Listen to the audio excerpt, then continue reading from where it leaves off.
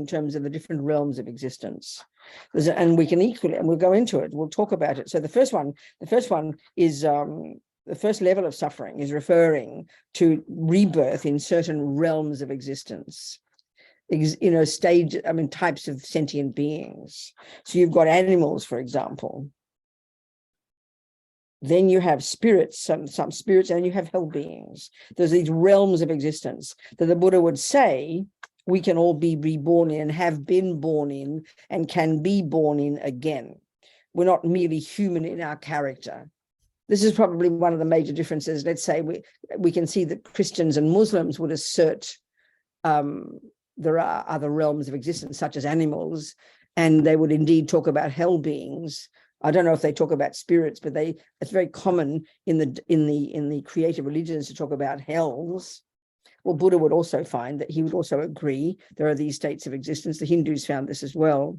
So it seems, I always like to say, it seems to me many things, all the spiritual philosophers over the centuries have come up with similar findings, different explanations of them, but quite a few similarities.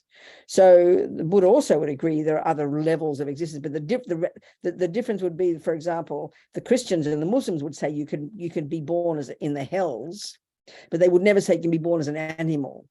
Whereas the Buddha would simply say these are different options for all sentient beings, that we're not innately a human. There's nothing intrinsically human about our being, and that we can be reborn as different kinds of beings.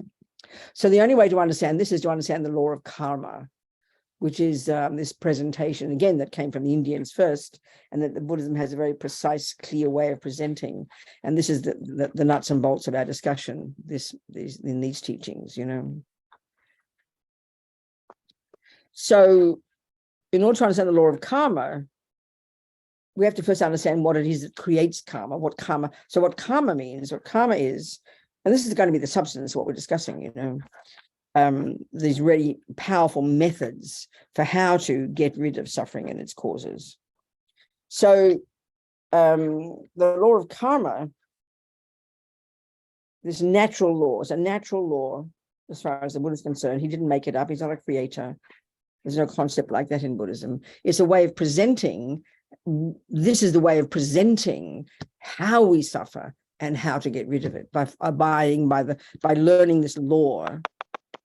We need the way to cease suffering and its causes, the way to get happiness, is to abide by the laws of karma. This is the way Buddha is presenting. This is the way Buddha presents it. So what he's saying essentially is that there are trillions and trillions and trillions of sentient beings, trillions and trillions and trillions of mind possessors. The thing that establishes our existence is that we have a mind, a consciousness, this capacity for cognition. Animals have a mind, spirits have a mind, hell beings have a mind. Then these are for example, the suffering realms. One way of presenting this first kind of suffering is in terms of the rebirth in these suffering realms. Then you've got rebirth in the so-called happy realms of samsara. All this is a presentation of what samsara is. And the human realm is one of those, but there are also the gods. And this is equivalent to the Muslims' view of paradise, the Christians' view of heaven. So Christians and Muslims and Buddhists would agree there are realms of existence called gods, who are very happy beings. There are suffering beings called hell beings. There are animals, but they don't assert you can become an animal, whereas the Buddha would say that we can become any one of these. And the cause of these different realms of existence are created by oneself. Because Buddha is essentially saying every millisecond of what we think and do and say is the process of creating the person we become. It's the simplest way to put it.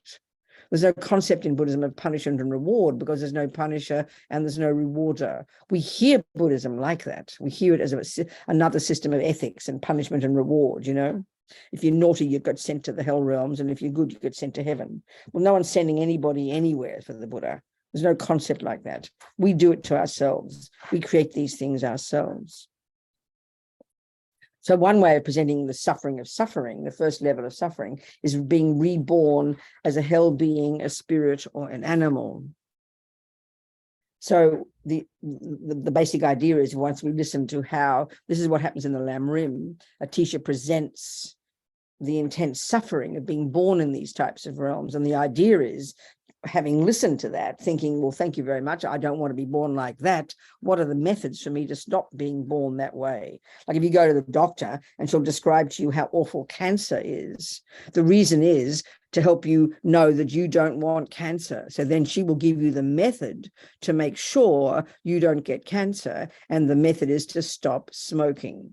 So Buddha's like that. He's found, he will present in the Lam Rim, a teacher goes into great detail and presents the suffering of these realms of existence in the very first stages of practice. The reason being that we want to be filled with horror at the thought of that level of suffering and know with absolute certainty we do not want it. What our trouble in our culture is, because we're used to the Christian teachings and the Muslim teachings that refer to it as punishment, that if you're bad and go against God's will, because God is the boss, then you are punished by God and you experience these types of rebirth. So we hear it like that. This dualistic view of punishment, I think, is, you don't blame your Jewish mother and your Catholic mother for that view. It's a dualistic view from the Buddhist perspective, this idea of punishment and reward. It comes, actually, it's a view that we've created. Buddha would say it's completely artificial. There's no one punishing us. There's no one rewarding us. We do it to ourselves. This is a radical difference in the Buddhist view. And that takes time for us to really hear, I would say. So, for example, the hell realms, which fills us with horror to think about it, and we thought we'd left all that behind. And then suddenly we hear that Buddhism's got detailed descriptions of the hell realms, not just one, but several states of being. As Lama Yeshe says, hell is not some place where the devil is waiting, saying, ha ha, I'm waiting for Lama Yeshe. Hell is the manifestation of the suffering of those particular sentient beings created by their own minds. This idea is quite abstract concept for us, that we create our own realities. It's quite abstract for us. And only when we really realize emptiness, it makes sense to us, It seems quite a bizarre idea that this person called Rabina or Vanessa in this human body, whom we identify with totally as being intrinsically Vanessa and intrinsically Rabina, to think that we can turn into some being whose body is made of fire, or some being like a lion or an ant. It's almost like a joke for us, to think that could be a possibility. So it's quite abstract for us to think how that can be possible. So the only way to understand that is to understand in more depth how karma works, And as we progress in our practice, that's exactly what we would be doing, learning to get a much deeper, more refined understanding of this law of karma. So there's a third level of there's a second. The first kind of suffering is the suffering of suffering, which is the in terms of the big picture, is the suffering realms of the three suffering realms. The second kind of suffering is referring to what's called the upper realms, which are superior ones in terms of less suffering and more happiness. But for the Buddha, they're still in samsara. There's still levels of suffering. And there's still rebirths within samsara. And then there's a third kind of suffering. And this is very much taking from the Hindu teachings, to a level of existence called a subtlest level of existence, the realms of existence that are still for the Buddha within samsara, but for the Hindus are finally what liberation is. But he says, no, they're still in samsara. And this is called the form and formless realms. These subtler levels of, the highest levels of your Hindu practice, where you've gone beyond the grosser level of suffering, you've gone beyond the desire realm, and you've achieved this rebirth in these subtlest realms of existence. But for the Buddha, they're still within samsara. There hasn't been yet a realization of emptiness, which is crucial to accomplish in order to cease suffering and its causes altogether.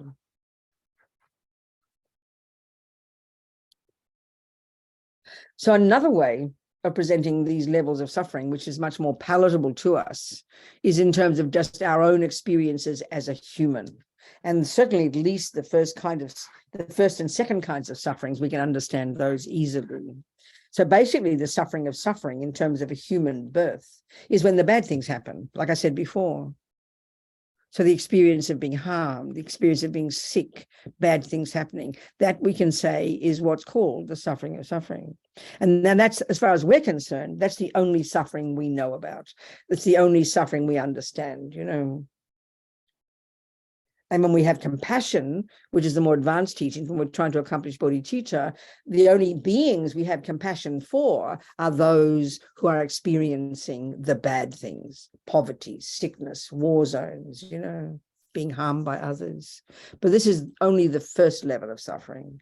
The second kind of suffering, in terms of this realm of this human birth that we've got, in fact, we don't call it suffering, we call it happiness.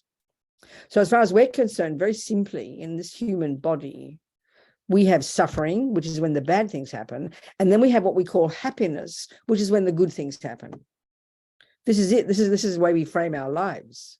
And we can see very clearly, even at this simple level, that we only want the happy feelings. We only want the happy experiences. We only want the nice things to happen. We only want people to be nice to us, to have healthy bodies, to have good things happen, to have money in the bank, and the way we frame happiness. So for the Buddha, this is a subtle, in fact, it's a subtler level of suffering.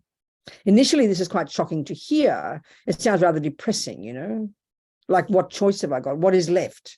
If I can't even have a nice cake, if I can't even have a nice boyfriend, if even that too is suffering, it's kind of rather depressing for us. So really, all of this really does demand quite a clear understanding of Buddha's teachings, you know, which is, of course, what we're going to try and do this over this month, these classes.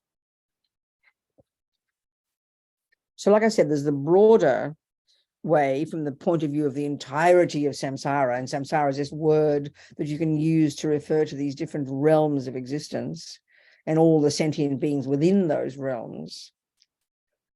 But another way of saying what samsara is, as Lama Zopa says it, as Lama Zopa points out in his death teachings on death, how to face death without fear, that being in samsara is another way of presenting it, it's being caught up in these mental states that cause our suffering, such as attachment and anger and jealousy and depression and anxiety and pride and low self-esteem. This is the substance, these are the contents of the teachings in the second stages of this wisdom wing, you know. The first part, that's the other teachings about karma. So to really understand this topic of karma, to understand this topic of what suffering is and how to get rid of it, this is the entirety of the wisdom wing. This is the entirety of what you'd study if you were the Theravadan teachings, and then you would graduate from there by realizing emptiness, and then you'd get out of samsara. So this is the topic of the Four Noble Truths, and the topic of the first and second scopes of the Lam Rim. So in other words, we're going to be talking about karma and how it works, how we create suffering, and then we're going to look at the delusions that drive this process of creating karma. So we look at the Four Noble Truths.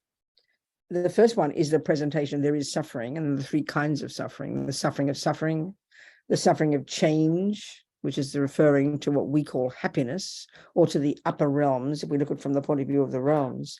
And then the final suffering, this all-pervasive suffering, or all-conditioned suffering, is being caught up in these subtler states, or in general, being caught up in being reborn in the first place, being locked into this process of just being born one life after another until we do something about it, you know, up and down like yo-yos, from the high realms to the lower realms, to the high realms, to the lower realms, until we realize emptiness. So if you want to look at the Lam Rim, you know, the first stages of the teachings are, the essence of them is learning about karma, and this is where vows come in, taking refuge and living in vows. So the first level of practice, that's the method for stopping the suffering of suffering. If we abide by the laws of karma at the most basic level and live in vows, we can be assured that we won't be reborn in suffering realms of existence. And we can be assured that when we do have our human births, we'll have good experiences in those rebirths. We won't have suffering experiences, which is tremendous to think that that's a possibility, to be confident in that. And then if you that's abiding by the laws of karma. And then if you go to the second scope of practice and you learn about the delusions, this is the method of getting rid of the second kind of suffering, which is the suffering of change, which is this subtle, more nuanced level of suffering, which is what we call happiness. So we're going to be looking into this as well, which is quite hard to see how what we call happiness, in fact, is this subtler level of suffering, the suffering of change. So the method to get rid of that suffering is by giving up attachment, giving up the delusions. Then finally, the method to give up all kinds of suffering, in particular the pervasive suffering, to stop being reborn in samsara altogether, the method to do that is to realize emptiness. These are the 3 stages of practice. Okay, so, all right.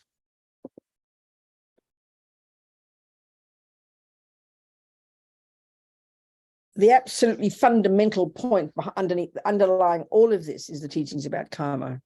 You can see it in the world. Lots of people like Buddhism, do Buddhist practices, but have no interest in karma. I just think it's kind of like, so what, It's very interesting. It's fascinating. But so what's the point, I remember in the teaching we had yesterday, and it was a very reasonable question.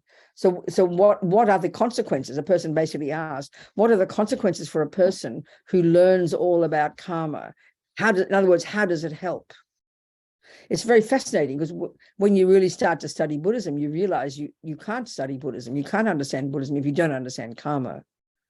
But it's something we don't even consider. It just seems like, what's the point, Well, it's the Buddha's actual explanation of how we are who we are. It's Buddha's explanation of why there is any kind of suffering at all, why there's any happiness at all, and how we create all these things. So a person who's abiding by the laws of karma is a person who's in charge of their life, is a person who knows effectively that every millisecond of what they think and do and say is the process of producing the person you become. It's so fundamental, but it's hard for us to hear this, Like, so what? One of the commonest questions when we first hear about karma is, so what? What's the point of learning about karma? It's very fascinating because without it, you're not really being a Buddhist. It's basic, it's fundamental. It's the absolutely underlying philosophical view under the entire Buddhist worldview. So it's quite fascinating. We should think, what's the point, Okay, so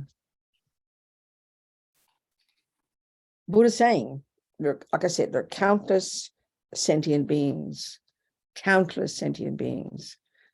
all kinds of experiencing this, like this spectrum, experiencing from along this spectrum from the most intense suffering experiences to the most blissful experiences. All of this is if you're within samsara, and the defining characteristic of being a samsaric being is that you've got one level or other of delusions, of these neurotic states of mind, and therefore one level or other of suffering. It's only when you've realized emptiness, when you've cut all the delusions, that you finally have cut all levels of suffering. I mean, again, this is really quite abstract. I'm just talking in ordinary daily life terms. This is a very abstract concept, To hear in general, there are methods to stop suffering. And if you just think even the first kind of suffering, even just within being a human being, I mean, we only think of it in terms of just this life, but clearly Buddha's talking about in a much vaster way. He's talking about many, many, many, many lifetimes,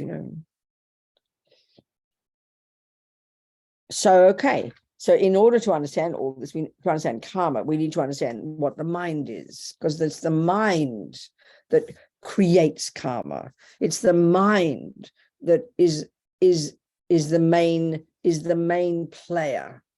Our mind is the main player in our experiences. And this too is a shock to us. We're totally convinced that the outside world is the main player in our suffering and happiness. So hearing about karma is initially quite abstract. Even we're Buddhist, it's such an abstract concept to us, you know. Because we can see from the second we wake up to the second we go to sleep, all our attention is focused on the outside. But that's, as far as we're concerned, that's the world. I mean, this is so normal for us, it seems weird to even point it out, that what goes on outside us, as soon as we open our eyes and open our senses in the morning, what we do is we then enter the world, don't we? We think that's the world. And that's where happiness is. And that's where suffering is. And then we learn all about that. We learn how the things we like. We're very intimately familiar with exactly what it is we like, which means what's objects of the senses that we want to accumulate, the ones that trigger happy feelings. This is how we spend our lives. I mean, we are totally sensory, aren't we? We make the body the boss. And as far as we're concerned in the modern world, in the philosophical materialist view of the universe, we are only the body.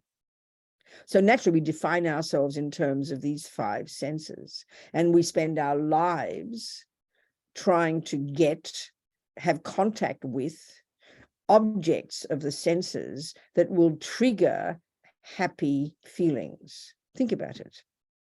We don't articulate it like that, but that's exactly what we spend our lives doing. We try to be around people who make us feel good. We try to be around food that we like the taste of, sounds that make us happy, sights that make us happy, and tactile sensations that make us happy. It's a way of articulating the entire experience of the world. And that's how we spend our lives. That's it, isn't it? Dogs and ants as well. Why? Is because we are convinced that the getting of the nice cake, the nice rainbow, the nice tactile object, the objects, etc., that please our senses, we are absolutely convinced, without any doubt, it's totally ingrained in us, that this is the method to get happy feelings. So, okay, Buddha's not totally arguing with that. He's not denying that contact with that cake does trigger happy feelings. He agrees with that. And he doesn't disagree that contact with the cake that makes you vomit doesn't trigger very unpleasant feelings. He agrees with that. But his analysis of it is quite different, you know. His analysis of it, he goes into it much more deeply. He goes into it much more deeply, you know.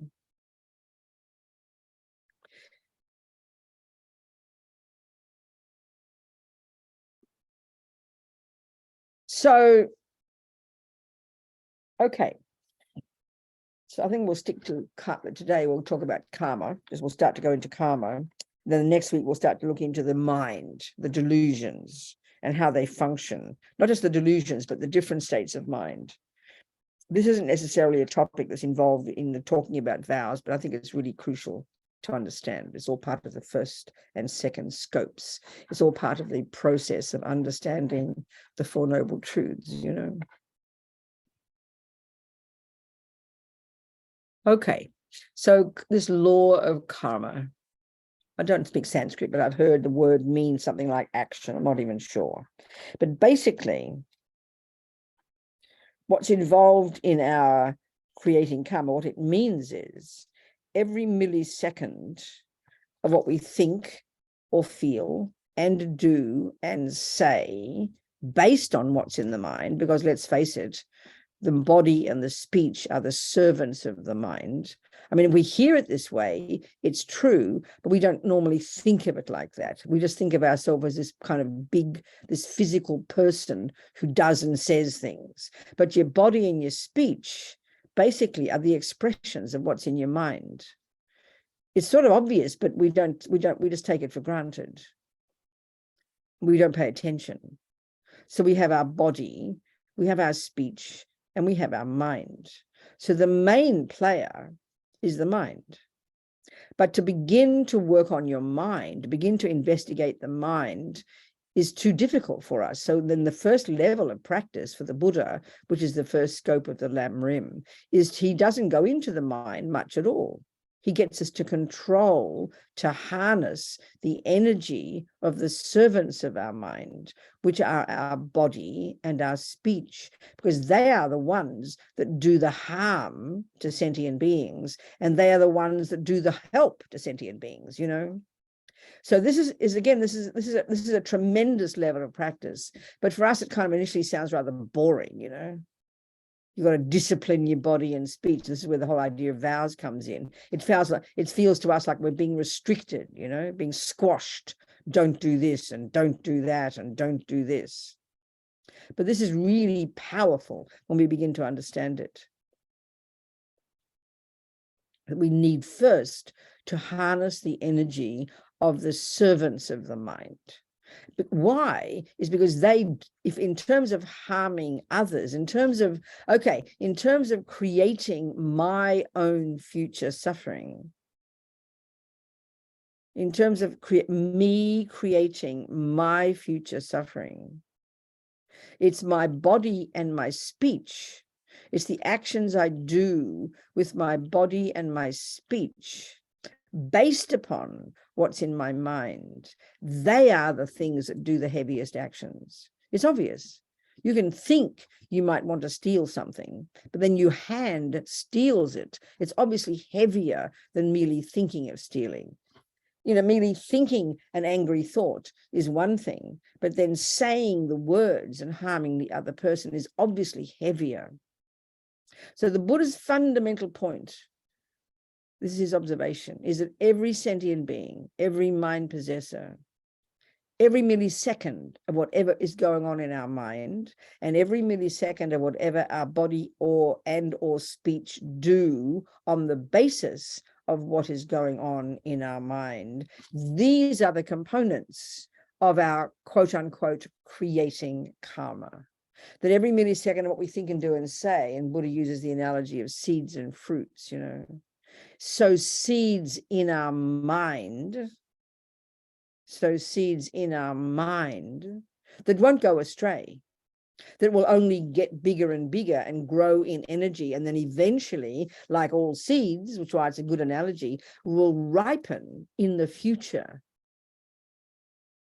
as what? In this case, not as fruits and vegetables, but ripen literally as our own experiences. This is the biggest shock to us, but it's so logical when we look at it. We understand it really clearly when it comes to producing a musician, producing a cook, producing a carpenter. Think about all the skills we have that we are brilliant at in our culture.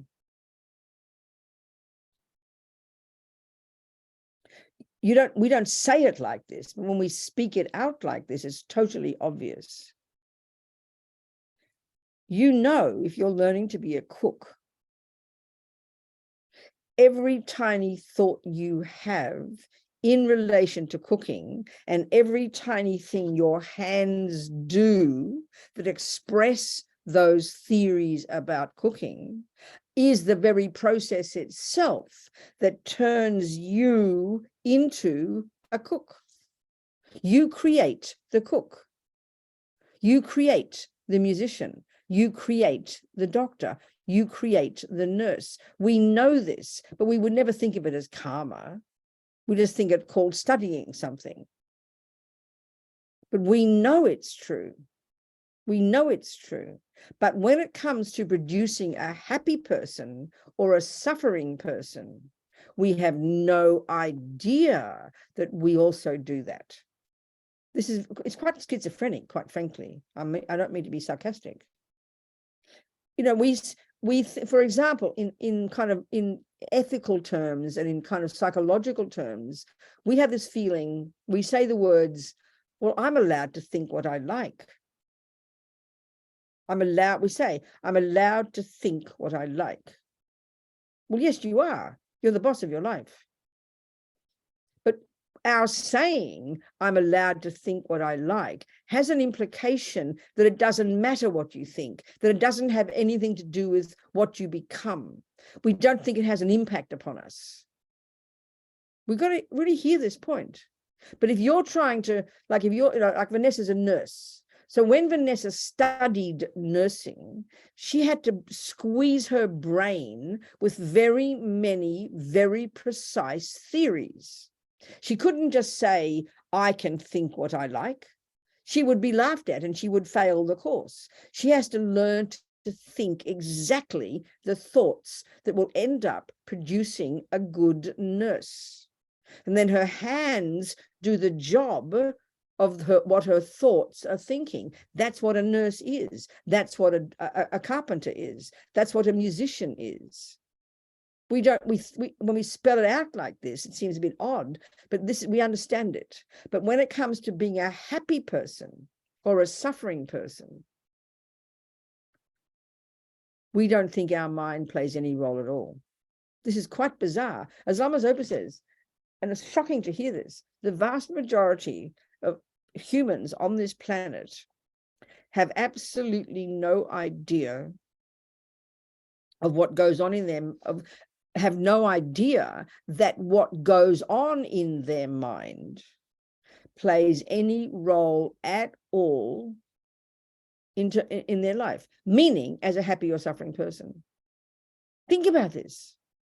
It's really quite bizarre, but that's how we are. Why? Because we believe the external events and things, the objects of the five senses, we believe that they are the main cause of me and the person I become. It's quite bizarre, really, but this is how we think. So Buddha is stating nothing that's surprising, but it's totally surprising to us. That our happiness, our being happy, our having happy feelings is the main result of a certain way of thinking and then a certain way of acting. And that unhappiness, unhappy feelings are the main result of a certain way of thinking, of a certain way of acting. That's all he's saying. We hear it as moralistic, we hear it as heavy, we hear it as punishment, we hear it as reward. I mean, in other words, we really can't hear it properly. It's very strange, it's very fascinating.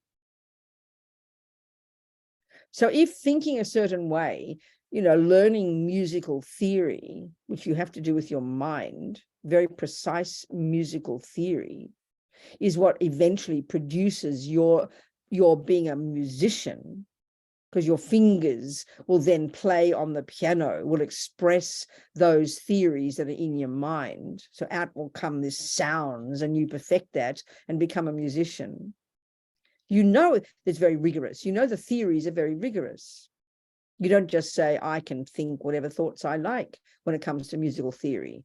Well, I mean, you can, but you won't play like Bach. If you want to play like Bach, Bach has laid out the theories that express his music. You want to learn to be a cook, you learn from your mum. She'll tell you the recipes. I can put 15 eggs in if I want. Yes, you can put 15 eggs in the cake, but you won't get the cake. But when it comes to the mind, when it comes to spiritual, so what we call spiritual, we tend to think that I can think what I like, meaning it's like it's made up. It's all made up. Or I can believe what I like. We can go around shopping. I'll believe this and I'll believe that. I'll think this and I'll think that. Because you like the sound of it. But we don't have any recognition that this is producing the person we become. And the crucial thing is we don't have any sense that it has anything to do with reality. I find it quite fascinating if we think like this, The Buddha's basic view then is almost so simple, it's embarrassing. What he's saying is, happiness, any experience of happiness that we have, and he's talking long term here, any experience of happiness in the future can be assured, can be created now. Like, that's why the analogy of a garden is a really good one. You might have a big messy garden right now. just by putting a seed in the garden today won't suddenly produce an oak tree. You got to wait 20 years for the oak tree. Even a small flower, just by putting the seed in today, you won't get the flower immediately. It's a long-term approach. Well, this is very much the approach of the Buddha. If we look into our life now, if we take the analogy of a garden, we're going to see lots of weeds and lots of flowers. Some experiences are happy, some experiences we have are suffering, and we don't seem to have much control over them. Well, we don't, Buddha says, because we've got the wrong methods. We have the wrong analysis of what is the cause of happiness and what is the cause of suffering. So in his big picture analysis, the Buddha would say that your consciousness came from before. You didn't get made by your mother. You didn't get made by your father. You're not merely physical. You did not get made by a creator. There's no concept like that in Buddhism. These are very weird ideas for the Buddha.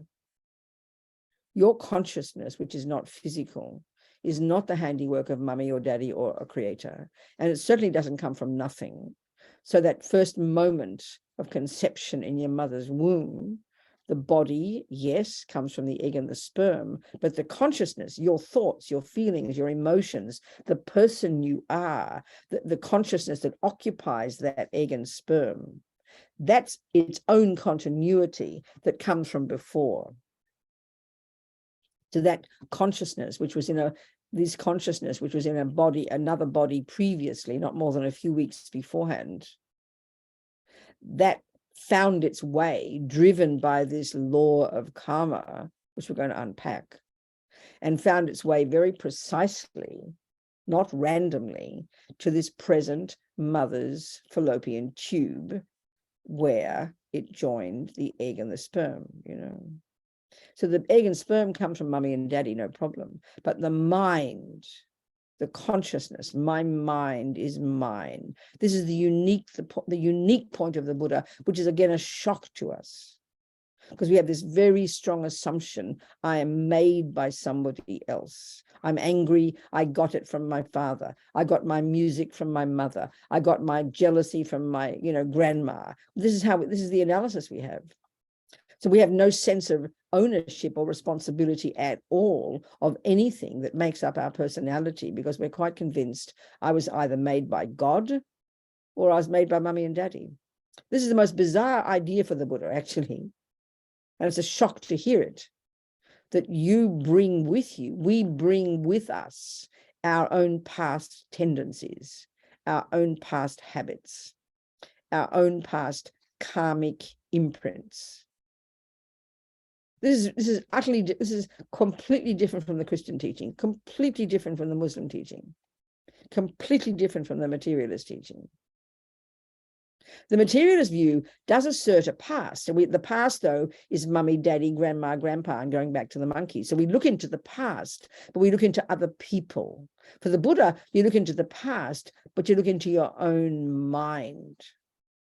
Your own mind. And your mind for the Buddha goes back and back and back and back and back. And when you die, it will go forward and forward and forward and forward and forward. And whatever you put into that mind, whatever you think, and then whatever you do or say with your body and speech, program that mind with those tendencies. So why would it surprise us to think that if you spent your life being angry, jealous, resentful, killing, torturing, stealing, lying, or any one of those, why is it a surprise to us if you practice those every day? Why would that surprise us, that turns you into that kind of person? But it does surprise us. It does surprise us. Why should it? It's very bizarre. It's like being surprised that if you practice musical theories every day, you become a good musician. You're not surprised by that. It's logical. Well, the same here. This is logical. So the Buddha is saying suffering in the future, suffering experiences come from having these unhappy, negative states of mind and doing these unhappy, harmful, negative actions. That is the process of producing my future suffering. I don't know why we're surprised by that. It seems very logical. You know, if you practice piano every day, you get better at piano. Well, if you practice anger and jealousy and resentful and anxiety and depression and low self-esteem and killing and stealing and lying, then it's going to produce that kind of person. But it seems like punishment to us. It seems like it's kind of shocking to suggest that. It's just very logical.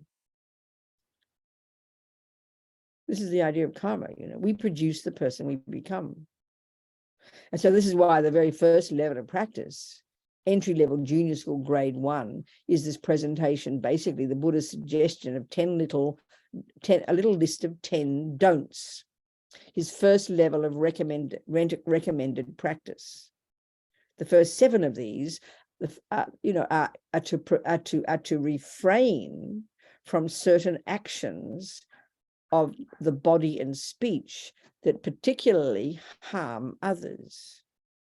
Now, this is again, it's very powerful to understand this, but the Christian teaching, Jesus says very similar things. Jesus says, don't kill. He says, don't steal. He says, don't jump on the wrong partner.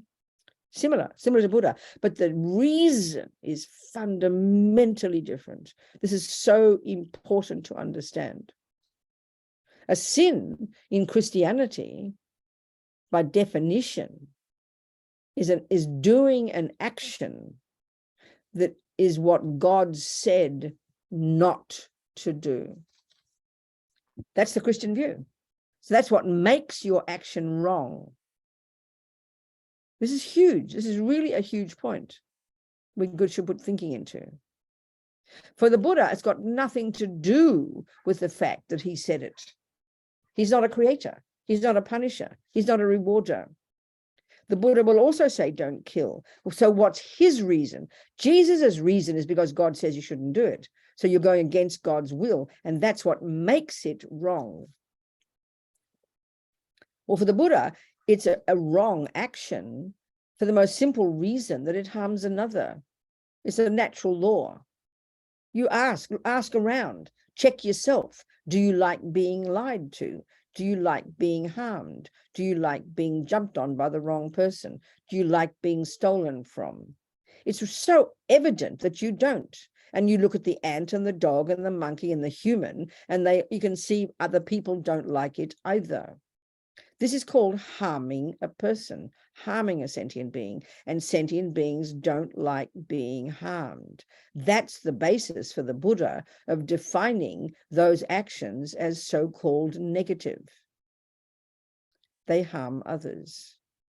But there's a more internal reason for why Buddha, a more personal reason for why Buddha would exhort us not to kill. His reason is that if you do that action, Rabina, and the reason and what would drive you to kill is what? Is a negative thought, anger, resentment, jealousy, attachment. You don't kill out of love, kindness, compassion, forgiveness, generosity, patience. It's obvious. It's a no-brainer.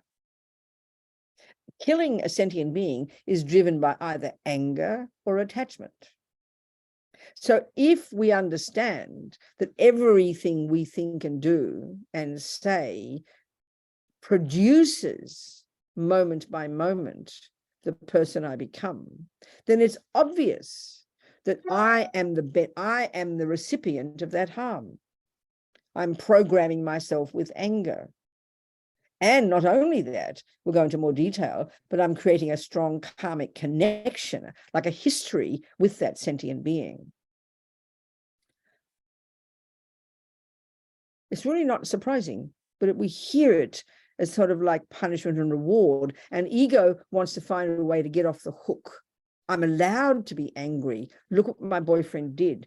I'm allowed to kill. Look what that person did to me. We try to get off the hook, and then we ask someone to forgive us. But this is dualistic for the Buddha. So it's a really fundamental point for the Buddha that killing a sentient being is labeled negative because other beings don't like it. But what causes, what's behind Buddha's very first recommendation of behavior, of spiritual practice, is what's behind his exhorting us not to kill, is because that will produce my future suffering. Because everything we think and do and say sows seeds in the mind that will have long-term results. Things have an immediate result, we can see that. If you're angry now, you feel distressed. Or if you kill now, it can be messy. You might get into trouble. You might go to prison. But he's talking long term, in this long term sowing seeds process, that whatever we think and do and say now is sowing seeds in the mind that will ripen in the future as either happiness or suffering. So given, if we think this way, yeah, you're right, I don't want future suffering. It's like the analogy of going to the doctor. If you have one cigarette, it won't have much effect. But she says, if you don't want cancer in the future, Rabina, that's the key. You don't want cancer. Then she says, the method is to stop causing it now.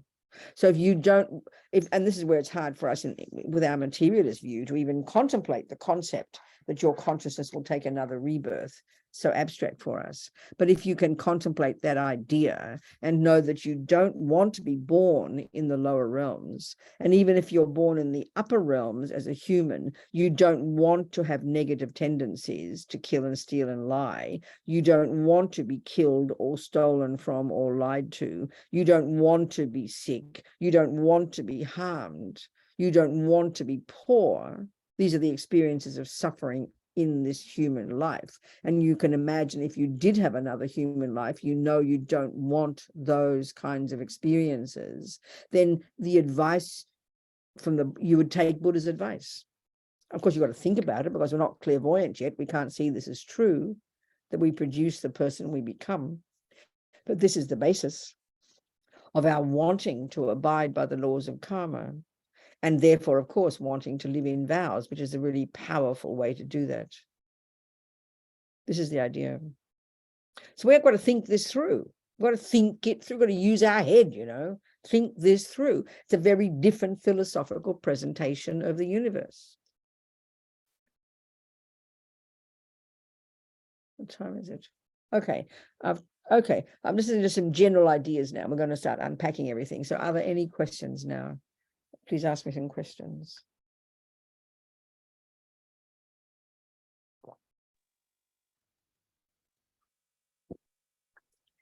I think they're in the chat. Yes, there's somebody there. Hello, Carol. Hi. Hello, so lovely to see you. Thank you so much. Yes, yes. As I was listening about that, developing, the mind, is there an age? And I'm thinking of children, since I had a background in teaching children and watching those behaviors from the time they were, and my own sons. Yes. Is there some age at which that consciousness or that ability to understand what's appropriate behavior, let's say just appropriate behavior? I think probably, I mean, I don't know the answer to that, but I think it's just common sense. I think you can see as being both a teacher and a parent, I think there can be general agreement, isn't there? At certain stage, you can't comprehend these things. Yeah. We can also see there are also exceptions, aren't there? There are some children, I mean, even from the point of view of some children who are like little geniuses, you can play piano really beautifully or have special understanding. We can see even very young children have a capacity to understand. So I think the general agreement, I mean, I think the general experience of parents and teachers would be an agreement among Buddhists as well, I'd say. But the interesting point in Buddhism is that this process of karma, of programming the mind, happens whether you're conscious of it or not, happens whether you understand the process or not. So this is where it's interesting. We tend to think, well, if a child kills, then there can't be a consequence because they don't understand. But the Buddhist idea would be that a child coming into this rebirth, because they haven't purified the tendency to kill in a past life. They wake up in this life with a very strong tendency to kill. And so there, of course, will be consequences to that person. This sounds to us quite heavy because we think we got a feeling that, because the view we have in the world is that parents make a child and then, and then the child at some point becomes responsible, and that what they do when they're younger doesn't have an impact. That's not true for the Buddhist view, that whether we're ignorant or whether we're intelligent, or whether we understand or whether whatever, every being is constantly, every millisecond, doing something with our mind and body and speech. And every moment of that process is programming that person. And that comes from past programming in past lives. Do you understand the point, Carol? I do. Yes. Yeah. Yeah. So that's why our job is to protect people and to love them and to educate them as much as possible. And we can see with some people, no matter what happens, they don't have the capacity mentally to ever understand this process. So the best we can do with some people is protect them from harming themselves. Do you understand? Yeah. Yeah. It's a big responsibility. That's the compassion wing, taking care of people, preventing them from harming themselves by helping them not kill, not steal, and so on and so forth, Quite a powerful responsibility. Yeah. Anybody else? Yes, there's a question in the chat box. My 16-year-old daughter has developed anxiety and depression. How do I tell her that it's a manifestation in her mind and she can practice not to be that way? She thinks it's her genetics and that's the way she is. I know this is I think this is this is the hardest point for all of us, I think, whether we're 16 or 60, I think it's the hardest one for us. I think all of us, we become overwhelmed, don't we? Whether we're 16 or 60, we become overwhelmed by our mental tendencies, overwhelmed by the anxiety and the fears and the depression. And even though we know all the theories, we can be practicing Buddhism for years.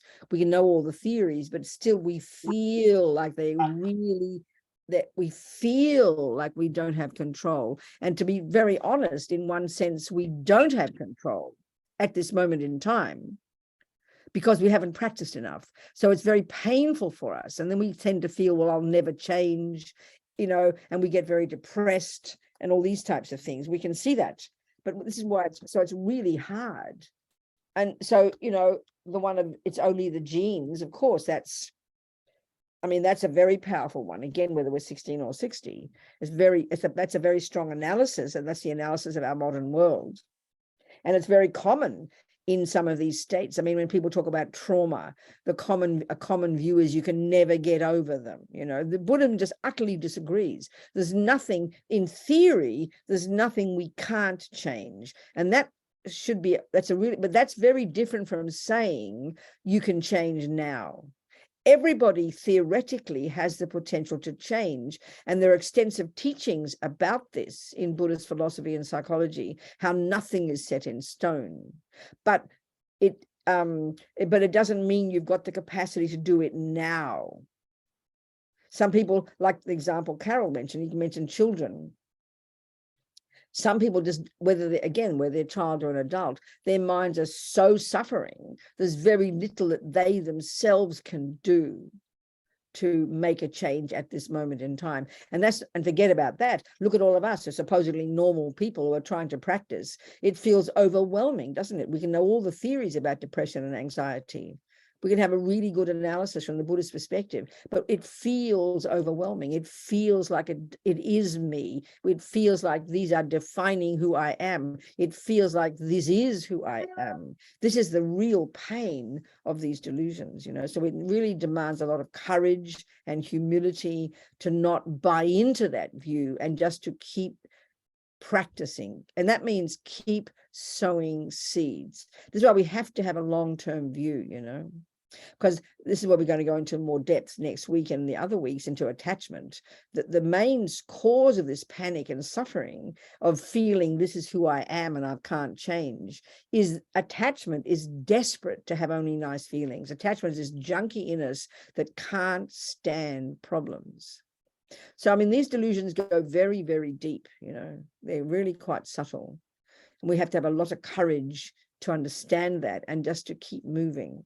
And that's why I think the analogy of a garden is such a good one. Like, in other words, right now you're having a lot of problems, but if you have this, and that's like the analogy of right now you've got a lot of weeds in your garden and it looks like a complete mess. But because you understand botany and you know that the weeds are not permanent and this is just it's part of the process of developing your garden, then you're prepared to have a long-term view. And because you know botany, you know you can change this and you can pull out the weeds and gradually grow nice flowers and herbs. But you've got to have a long-term view to have confidence in that. If you don't know botany, then you will panic because you don't know how to produce flowers and weeds, flowers and herbs. But that's our problem now, because we so identify with the suffering now. It feels so overwhelming to us.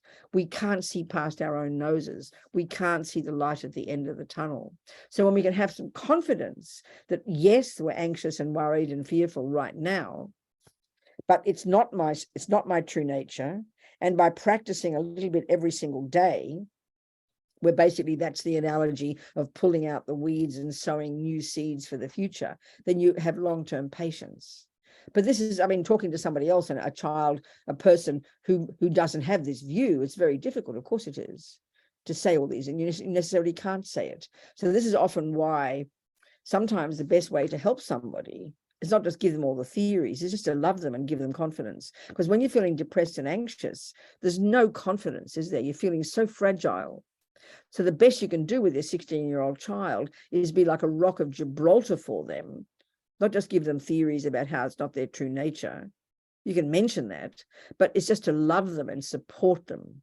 That's sometimes the best we can do with our friends and other people who are suffering. Just because when you're feeling anxious and depressed, you've got no ground to stand on, you're freaking out. So just by giving somebody ground, giving them love, just by having a confident presence for them, this can be very, very consoling. I think this is but sometimes we have a feeling we've got to make all their suffering go away. Well, we can't do that, you know. Anyway, there's just some general thoughts there. Okay, people. What else is there, sweetheart? Vanessa?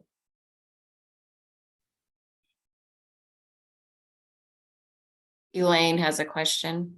Good, Elaine. Talk to me, darling. May I ask a question? Absolutely. All right, thank you. My understanding then, Ravina, is that anything that is triggered in oneself already exists, right? Oh no, what does that mean? Sorry. Well, in other words, with people and relationships and things, whatever gets triggered in us, whatever it is, irritation, anger, upset, whatever it is, it already exists in oneself. It's not like, no, I see your point. Yeah, exactly. Yes, of course. right. So, but it's very complicated because each person is coming in with their own karmic tendencies. That's right. And habits and so right. and that leads to a lot of misunderstanding. But what we're saying is it doesn't really matter because it means you have to work on oneself more. You have to see what's being triggered.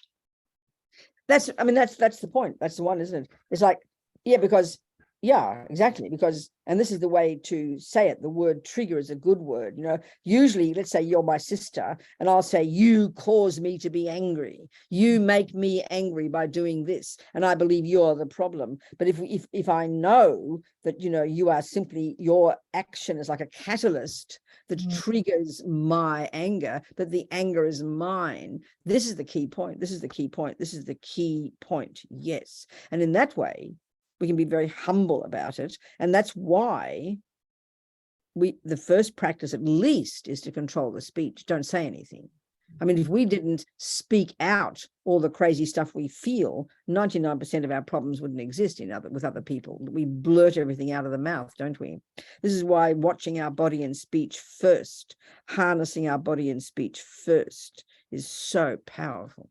But yes, exactly. Whatever you do, whatever it triggers in me, that's mine. You know, this is so powerful, so important. This is the essence of practice, Eileen. Exactly the point.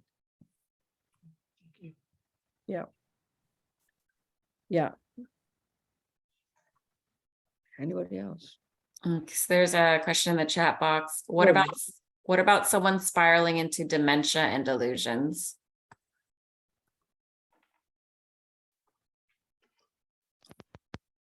Oh, you're muted, Rubina. Okay. Are there any more words?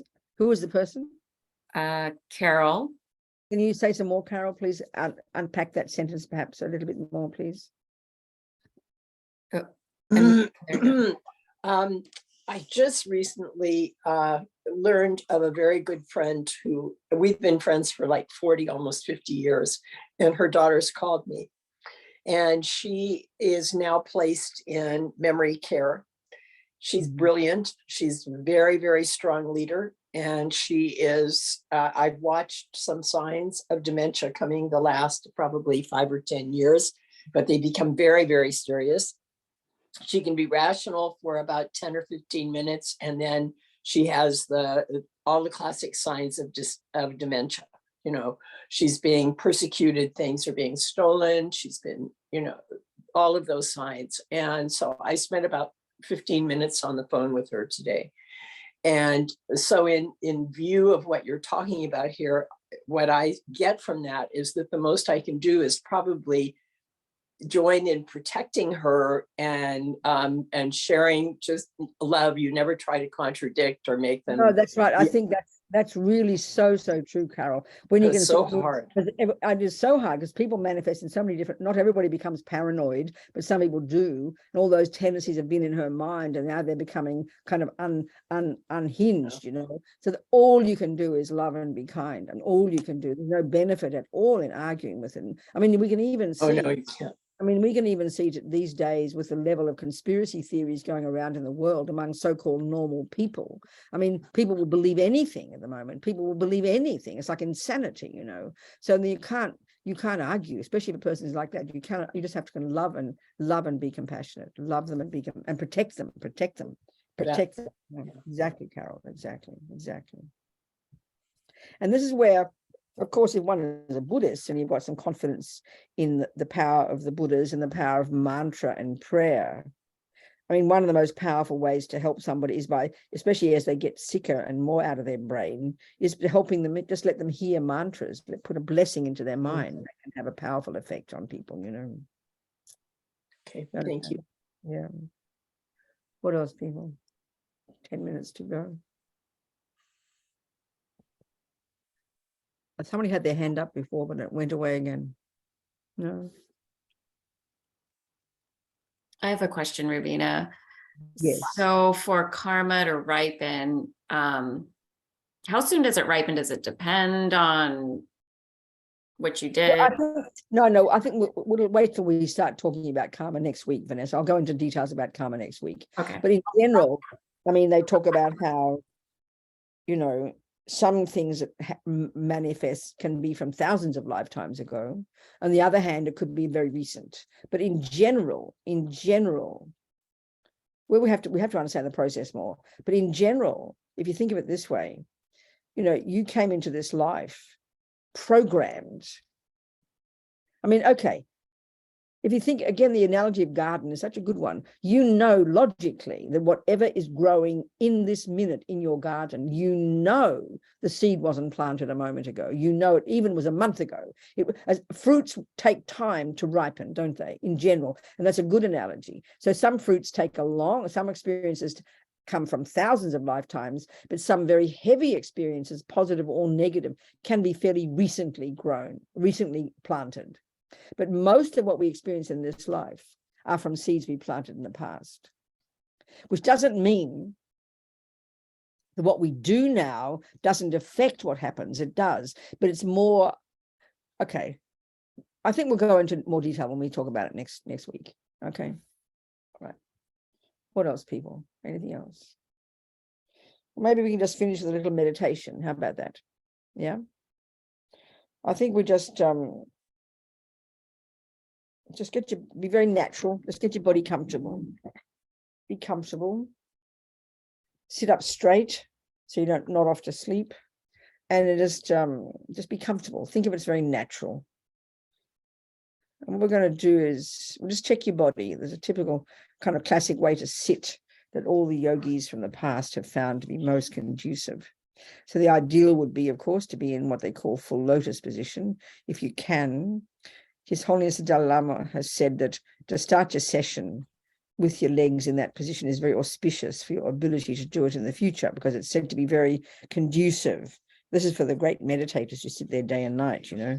And if you can't do that, sit ordinary cross-legged. And if you can't do that, be in a chair. But if we're in a chair, sit up straight. Don't slump into the back of the chair. So hold your body upright. That's important. So have your body upright, your muscles relaxed, your body upright, but your muscles relaxed. Your hands in the mood gesture, and with your hands in your lap, if you like, with left underneath, right on top, thumbs touching, forming a triangle. And your head slightly forward, chin tucked in, lips apart, jaw relaxed, eyes looking down, and just settle into this position very naturally. But remember that your body doesn't meditate. It's your mind. This is to help your mind. It's most conducive for your mind. So now, just for a few minutes, we're going to just do simple concentration meditation. And we're just going to focus very simply with determination for 5 minutes, okay? 5 quality minutes, having the mind relaxed but very alert. Make strong determination to simply pay attention to the sensation at your nostrils as you breathe in and out. That's your focal point, okay? So it's like you're in a room of 100 people all chatting away, and that's your head, your own head with 100 thoughts a minute. And you just have a determination. You don't ask all the people to stop talking. You can't ask all the thoughts to go away. What you're going to do is you're going to make your determination to just focus on that one thing. You let the thoughts come and go. These people in the room, use the analogy. You don't tell them to be quiet. You let them chat away, but you don't pay attention. So you pay attention simply to that sensation at your nostrils. Let the thoughts come and go. It's a crucial point, not to think they shouldn't be there. But you're focusing with determination on that sensation. That's the active thing that you're doing. Focusing with determination to not wander off that sensation at the tip of your nose. That's it. And if you do wander off, you bring it back. You bring it back. You just adjust your concentration. So just in a relaxed but focused way, pay attention to the breath.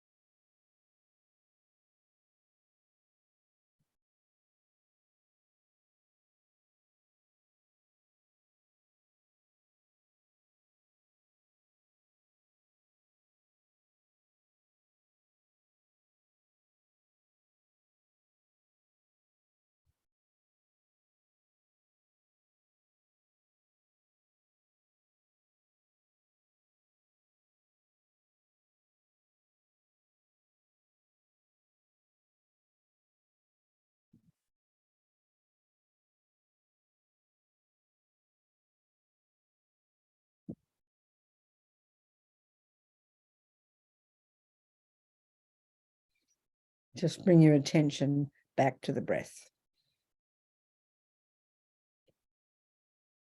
Just pay attention to the breath. That's it.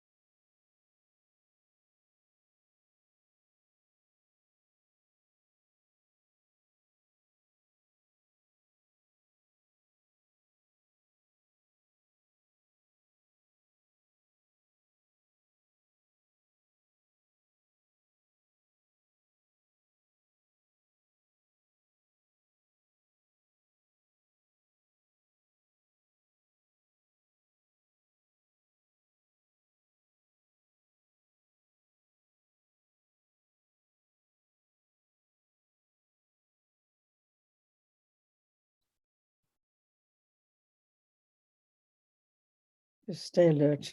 Don't space out. Just the breath, in and out. Let the thoughts be.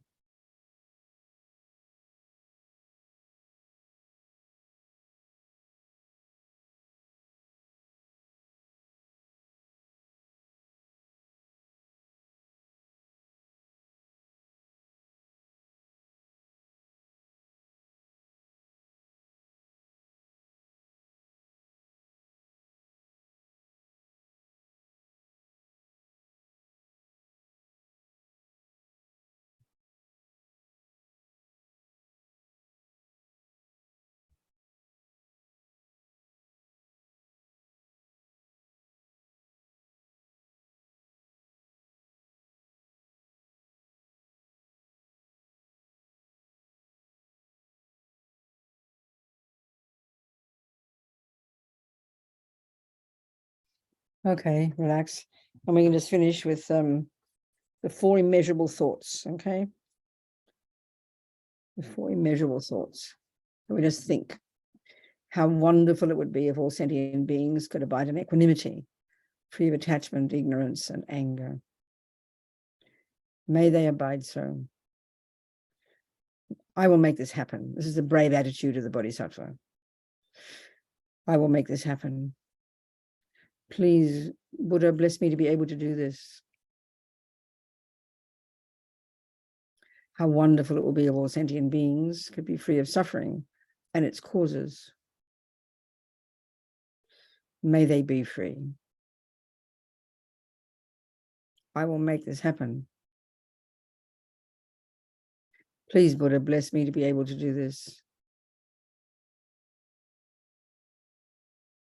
How wonderful it will be if all sentient beings could have happiness and its causes, especially enlightenment, as Lama Zopa says. May they have them. I will make this happen. Please, Buddha, bless me to be able to do this. How wonderful it will be if all sentient beings were never parted from higher rebirths and liberation's excellent bliss. May they never be parted. I will make this happen. Please, Buddha, bless me to be able to do this. And so we think why we're thinking about this topic is so we can do that eventually. You can't help others until you know it yourself. So here we're doing the wisdom wing, which is us, the work we have to do to help us. Then that qualifies us to be of benefit to others. So we're thinking like that. And we delight in this 90 minutes. The seeds we've planted, may we nourish them from this moment forward with our work, with our effort, with our practice, with this long-term view of producing this marvelous person in the future, each moment, for our sake and the sake of others. Jang Chub, Sem Chog, Rinpoche, Make Panam Ke Guchi, Ke Panyampa, Mepa Yang, Gong Ne Gongdu, Purba Shog. Okay, people. Thank you, Vanessa. Thank you, everybody. Thank you, Mary. Ravina. See you next week, sweethearts. All Much right. love. Thank you. Love you. Thank you. Thank you. Hey, thank you, Bye. Venerable. Thank you, Vanessa. Thank you, Venerable.